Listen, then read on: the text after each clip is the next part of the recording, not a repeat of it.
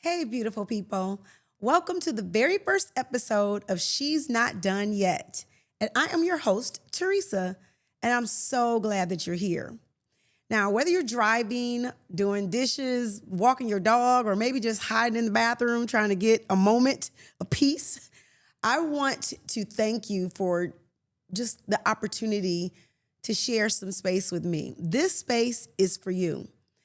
This podcast was actually born out of a single thought, one that hit me harder than I expected. Are my best years behind me? Whew. That question really hit me. It was like a gut punch. And I looked around at my life, my dreams, my plans, my body, and I felt that whisper of doubt trying to settle in, but I pushed back. And I want to invite you to push back too, because here's the truth. I'm not done yet, and neither are you. Let's talk. So in January 2025, top of the year, I woke up one morning sitting in my bed, and I was alone with my thoughts, just me and wondering what I was doing with all of my New Year's resolutions. And it was really odd because I think, sometimes you quiet yourself and you get by yourself and you start contemplating, or maybe you think you're brainstorming or meditating. But I started thinking about my life and I wasn't satisfied. And I sat there and I was like, I'm going to be 60 years old. I was 59 and a half. You know how kids say, I'm 12 and a half, I'm going to be a 13-year-old. I'm 59 and a half years old. I'm going to be 60 years old in September. And I was just, I wondered, like, are my best years behind me? Like, is this it for me? Is this it? Like, I've never been married. I've never had kids, and I'm just, okay, I'm an entrepreneur. I'm successful at work, but is this all I have to show for myself? And I wasn't satisfied with my answer.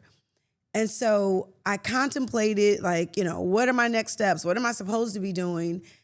And this entire podcast started as a journal entry. I grabbed my journal, and I don't know if any of you guys journal, but you should. If you don't journal, you need to, because let me tell you this, you can find out a lot about yourself after you go back and read your journal. I go back now and read my journal from 15, 20 years ago, and I'm like, Theresa, how could you be so off? Like, what? You let those things impact you? Because I felt like I gave my all. I loved hard, and it was just crazy, but I journaled everything. But this moment was a journal moment. And just to disclose, I got up, I walked to the restroom, I came back to my bed, and as I was approaching my bed, I got on my knees and I started to pray. And my knees were bothering me. Like, it hurt for me to be on my knees. And I'm not kidding. You know how we make a promise to the Lord, if you bring me out, I'm going to do X, Y, and Z. I was like, Lord, if you give me one more chance at life, just one more chance to be healthy and get myself together, I want to do better. Like, I needed to be able to kneel on my knees, and it not hurt. Like, I fell down a flight of stairs maybe 10 or 15 years ago. I can't really remember how long ago, but my right knee always bothered me since that time. And so you ever had a grandmother who's like, ooh, it's going to rain, all the riders is kicking up. That January, I was like, oh, it's going to be a snowstorm. My knee is hurting so bad. And I was like, this is ridiculous. And so I started my journal entry, and I was like, Lord, you know me better than I know myself. And I really need you to give me that infusion of faith that I needed to just do better. That moment I needed to shake myself and realize that this did not have to end this way. Like, I literally thought, okay, I'm 59, I'll be 60. I'm not going to live and be 120 years old unless God sustain my life. I can't fathom that. I want to go up by way of the rapture. But if I live, I can't see me, the Bible promises we'll have 70. That's 70 years. I'm like, I'm 10 years from that. So I got one more decade in me. But even if I lived to be 120, I didn't want my best years to be behind me. And so I made a commitment to myself that day that I was going to get up. I was going to get my life together. I contacted my fitness pastor, George D. Moore. If you're not following him, I'm going to put the information here. Please follow this man. He's not just my trainer. He's my life coach. Because if you've ever trained with George, and you'll know it, he will talk to you about life. It's not just get these reps in, come on, you got to pick it up, put it down. He told me when he first started working out with me, I reached out to him. I was like, hey, I need you to save my life, doc. We've done it before. We can do it again. And he was like, Theresa, I don't want to just work out with you so you can get your Angela Bassett arms. And I got some man, they coming. Don't look yet, they're not here yet, but they come. Like, so yeah, I was like, I really want to be healthy. And he said, that's what I want to help you with. I don't want to get you to your body goal. I want you to live long. I'm the godmother of his baby. And he's like, I need you to be here for joy. I need you to live to see it happen. And so we started this journey. This was in January. And I started my 10,000 steps a day, my almost gallon of water. I've never drank. Have you guys ever had a gallon of water in a day? Like, I've tried, and I'm not kidding. I can't do it. Like, I'll do 3 liters of water, which is like 99 ounces. I don't know. It's 33.3 and it's 3 of those. So 99 and a half won't do. But I cannot drink a gallon of water. But I was drinking. I was doing all the things. I was working out. But working out with George especially, because he will push you, it made me hungry. Like, I could leave a workout session and want to eat steak and potatoes. I could eat like a man, like a grown man, because I worked out and I built all this, burned this energy, whatever. I was hungry when I left. And so my problem was at night, I snack. I have like this affinity for sweet and salty. So it's like chips and candy. But I'm not just that person. Like, if I go big, I'm going big. I'd get up and make a peach cobbler. Yeah. With some Haagen-Dazs ice cream. Come on now. You can take out 45 minutes, 50 minutes to make you a peach cobbler if you really want to eat. You want some snacks in the middle of the night? I can put you on some snacks. But it was defeating the purpose of me working out. And it was all bad. Like, I'm telling you, I got to a place where I said, okay, I cannot keep working out. I can't keep getting up at 6 a.m., get my steps in, jumpstart my day so I can get to my 10,000 steps, and then blow it all by eating at night, eating horribly. So maybe by February, I lost a few pounds, I gained some back. I contacted my fat doctor. Yes, I have a fat doctor. And to my dismay, the office was closed. Like, I couldn't find Dr. Mansfield anywhere. I was like, Lord, please don't let this man have passed. I need him. I called every place I thought was Dramatic Weight Loss Clinic, and I could not get in contact with him. So I went back to George. He's like, Theresa, you just got to work out. You got to be committed. You got to eat right. And so all of that, yes, absolutely, 10 million %. But I could not stop snacking in the middle of the night. So I needed something to help suppress my appetite. So I was looking up, like, what are the good foods you can do to suppress your appetite in the middle of the night, And if you know anything about algorithms, you start looking up something on your phone, it's like, oh, okay, yeah, that's going to be not what I want. But I started getting all these advertisements for the shot, the Wegovy, Zepbound, all these shots. And so I started researching it, like, well, maybe instead of me going to my fat doctor where I can get my protein shakes and all that stuff, I could really do a shot and lose weight. But I'm telling you, from TikTok to Facebook to Instagram, every person with their testimony, it was like, I was this and now I'm boop, doop, doop, doop. I mean, cut up tiny and little, but they make that one turn to their back or whatever, and their skin was just hanging and sagging. And like, there are some people who did it and worked out and they look amazed, but I saw one too many where they didn't look well. I'm like, you lost 100 pounds, but baby, you need to eat a donut. Like, you look bad. And so I did not want to be that. And I don't want to be skinny. I'm a thick girl. I'm not meant to be tiny. I'll probably read morbidly obese at every doctor's appointment because I'm going to be thick. But I wanted to look better than where I was. And I was like, the shot is not it. So I kept trying. I mean, I worked out. I was discouraged. but I kept pushing. So like March, I'm the type of person, I'll get on a scale every day. So I weigh myself, I'd eat, gain a pound, get discouraged. And I was spiraling. I was like, I'm not trying to be depressed, but God, this is not like, I can't see me sustaining at this level. And so I really contemplated. I talked to 1,000 people about getting on the shot, and, half people said yes. The other half of my friends were like, absolutely not. Theresa, don't do that. You don't need to. And so my sister, Rocky, in Michigan, whom I love both my sisters, Carmen as well. But Carmen is tiny and little, just without even trying. But Raquel is always on a fitness journey. And I was like, Rocky, I'm thinking about taking a shot. I just don't know what to do. And so she had just moved. Her office moved that month or a month before that. And so she said, there's a Dr. Yusuf Ishmael in my building. And he does like an overall, his business is called the Elite Medical Group in Southfield, Michigan. I'll put the information in our notes.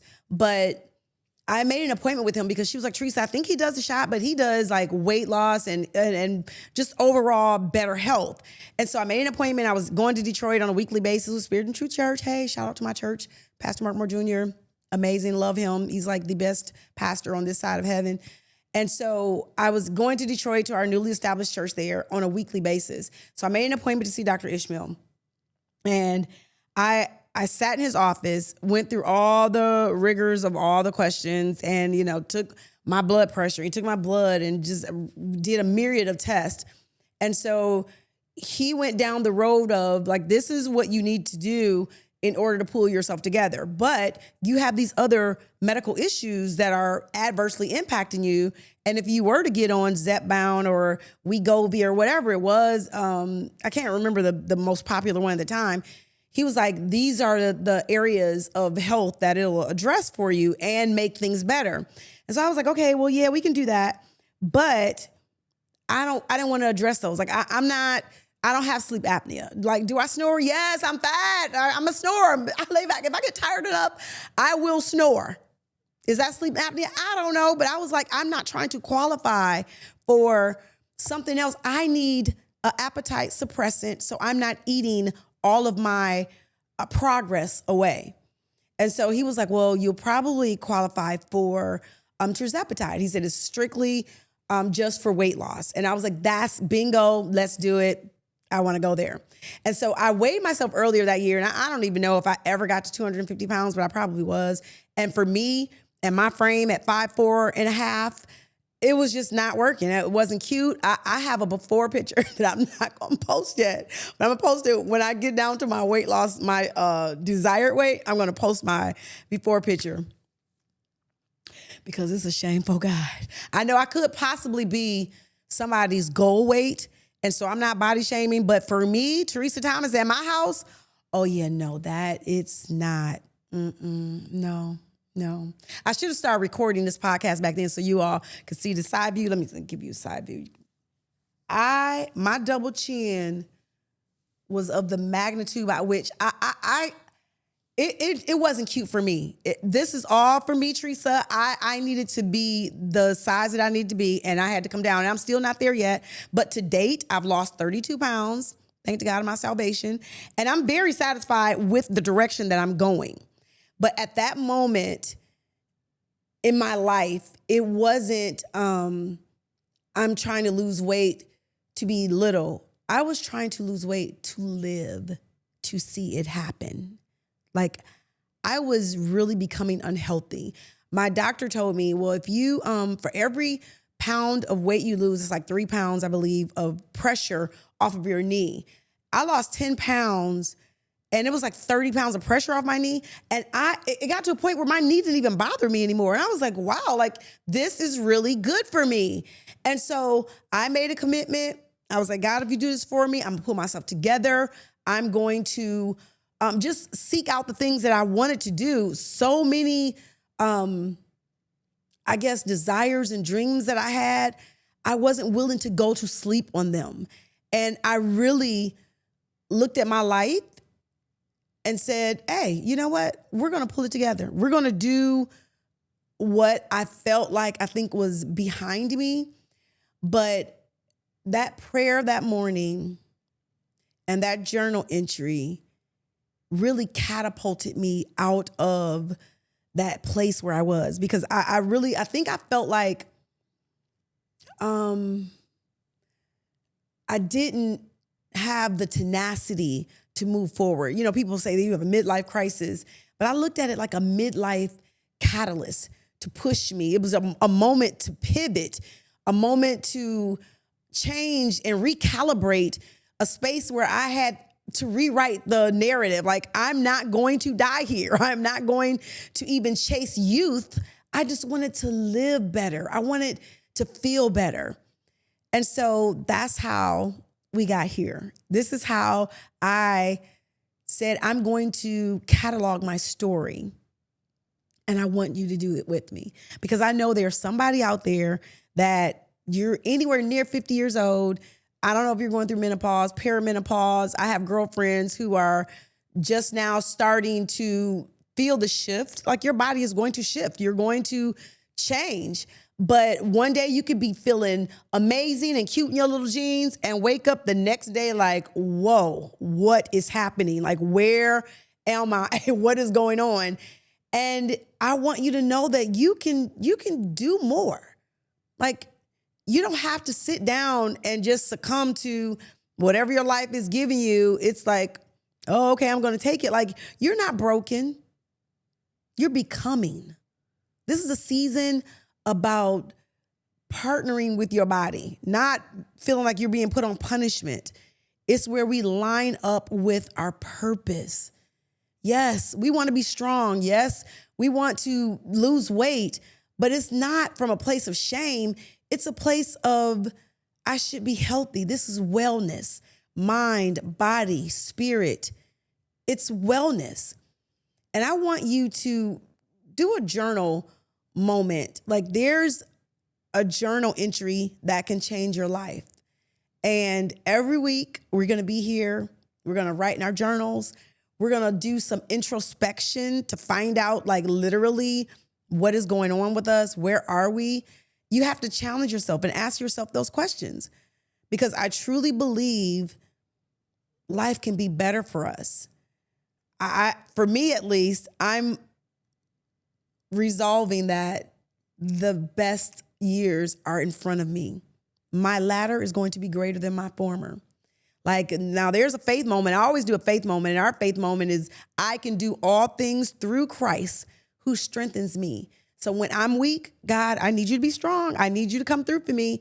And he has done that. He's done that for me beyond what I ever anticipated. What I'm learning now in my 50s, in my twilight, about to be 60, I'm a better person because of what I went through. There were lessons I've learned now that I couldn't have passed or even appreciated in my 20s or 30s or 40s even. And so this is an opportunity for me to live again. It's an opportunity for you to live again. Like, I don't know what you're facing or what you're going through or what question has stopped you in your tracks, but I do want you to know we don't have to sit down, and we don't have to be ashamed or feel shame or regret about our past, about mistakes we made, and I made some mistakes. But we don't have to be ashamed about that. But moreover, we don't have to be fearful about where God is taking us. There's so much more life left in me. I know I have purpose. I know I have a vision. I know I have dreams that have not been realized yet. And I know I'm not alone. Somebody out there, if there's one other person watching this with me, girl, let's do it. We can do it. And let me tell you this. I started looking for different podcasts. I listen to podcasts all the time. I watch them. And there are a lot of people who have great info that's out there, but I really couldn't find sister-specific information that made sense to me. Like, I was watching Marge and others, and they were like, and so my husband retired, and so I was sitting on our boat one day, and I'm like, Okay. So I'm not there yet, but I'm getting there. But I was like, I need somebody that can just talk to me where I am, meet me at the point of my need. And so because I've been on this journey now for 3 months, I'm at a point where I can share. There are some things that I've gone through that I can share and say, you can pull through this. Like, my body is not betraying me. My body is bodying. It's doing what it's supposed to do at 60 years old. But you can be healthy. You don't have to lay down and die. Like, my mom always tells me, Theresa, you're so busy. You're always doing something. Like, you're running around. You don't rest. And I'm like, I'm not going to lay down and die. I'm not going to lay down and close my eyes. I have work to do. There is so much more for me to do. And I'm going to do it. I'm going to live my best life. I'm going to have the best years in front of me that I've had behind me. I'm going to make the most money I've ever made in my life. I'm going to have the most fun I've ever had. I'm going to vacation in and I've been to some amazing, beautiful destinations, but I've not seen it all yet. I've not seen all the 7 wonders of the world. And that's a goal. That's on my bucket list. I want to see all the 7 wonders. Need to see them. Need to take my picture there. And I want you to go along on this journey with me. So get a journal. You can entitle it, I'm not done yet. She's not done yet. She being me being you. And we're going to do this together. Together, we're going to laugh. We're going to have some real conversations. We might even cry. Like, I felt a little bit stirring up in me, but this is going to be impactful for us. It's going to be a safe space for you, a place where you can come, ask questions, get some information, get some answers. And I'm willing to take this journey with you because I know that there's more in you because there's more in me. The fact that you're still here, the fact that you're watching this, the fact that you're still in this video this far in, there's something that taps in. I don't know, like, if you felt that connection, but there's more to your life than where you are. You have not achieved it all. I don't care if you're married with 6 kids, 8 kids, 10 kids. There is more to your life than just where you are right now. There's more to, okay, now you're looking back, you may be retired or have taken a pivot in your career. There is a whole brand new world in front of you, and we're going to achieve that together. We're going to do it. God is not done writing our story. The pen is still in his hand, and you can help rewrite that narrative. It doesn't have to be, I don't care what has happened in your family, your history, your lineage, your heritage. It's coming to be what it is that you're calling for it to be. So say some positive affirmations that I am going to live and not die. I am going to be healthy. My best years are in front of me. And mean it. Say it out loud to yourself until you believe it. Because I believe it for me and I believe it for you. So let's do this. Are you ready? Are you ready? We're not done yet. Guys, let's listen. We have a story to tell and we're going to tell that story. And I'm so grateful that you are taking this journey with me. Before we go, I want to leave you with 3 affirmations. And I want you to say them aloud if you can. But I do want you to write them in your journal. I want you to replay them all week. And I'm going to be here next week with some more affirmations and journal jots and faith focuses that we can, get tuned in.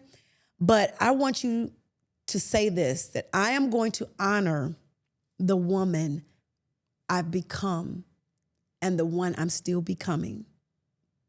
I honor her. I also want you to say, my age is not a limitation. It's a launching pad. And lastly, God is not finished with me yet. I am walking in strength, beauty, and purpose. I want you not to just say them, but believe them and live them.